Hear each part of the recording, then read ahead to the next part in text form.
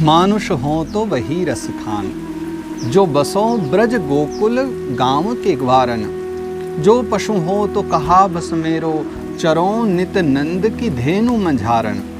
पाहन हो तो वही गिरि को, जो धर्यो कर छत्र पुरंदर धारन। जो खग हो तो बसेरो करो, नित कालिंदी कूल कदम्ब की डारन। जय श्री राधे।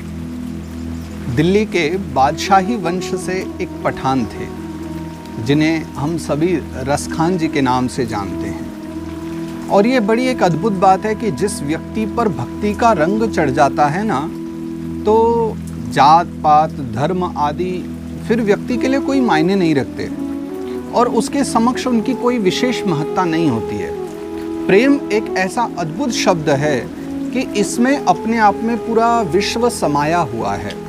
एक प्रेम के वश होकर के न जाने इस संसार में व्यक्ति क्या कुछ कर सकता है।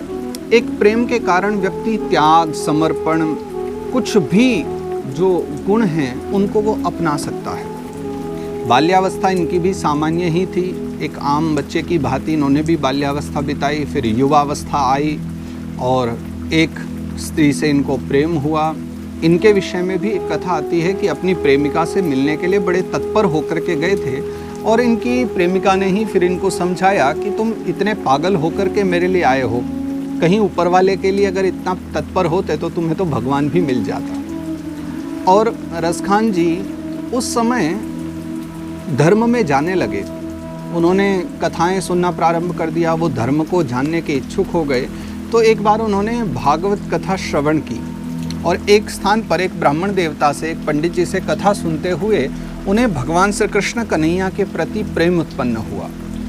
उन्होंने कथा प्रवक्ता पंडित जी से ही भगवान का परिचय पूछा और भगवान का पता जानने की इच्छा की।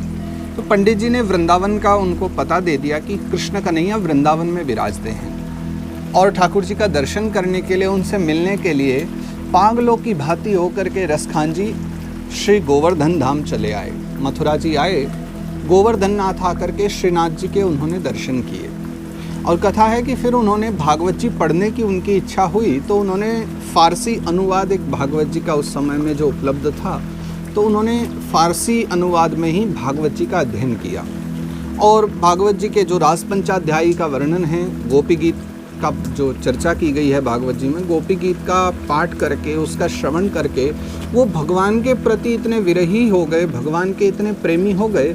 और गोपिकाओं का जो उन्होंने प्रेम देखा, गोपिकाएं जो भगवान के लिए इतनी आत्मसमर्पित रहती हैं कि कृष्ण सदा सर्वदा जिनके निकट रहते हैं, गोपिकाओं का ऐसा प्रेम देख करके वो गोपिकाओं से बड़े प्रभावित हुए।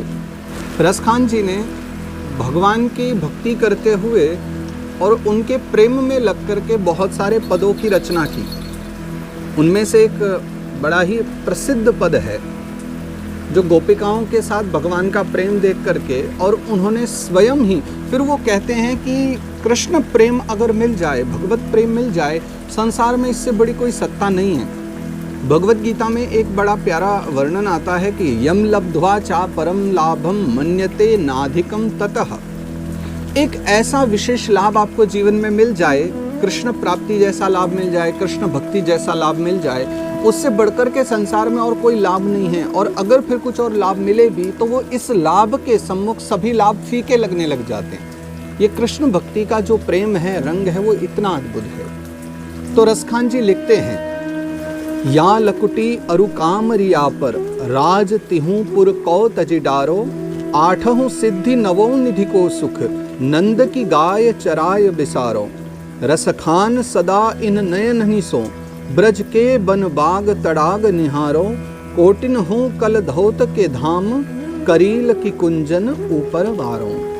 रसखान जी ने अपने मन के, अपने हृदय के भावों को ही अपनी लेखनी में उतार करके रख दिया है। भगवान के प्रति उनका जो अटूट प्रेम है, वृंदावन के प्रति उनका जो अटूट प्रेम है, वो उनकी लेखनी में मिल जाता है।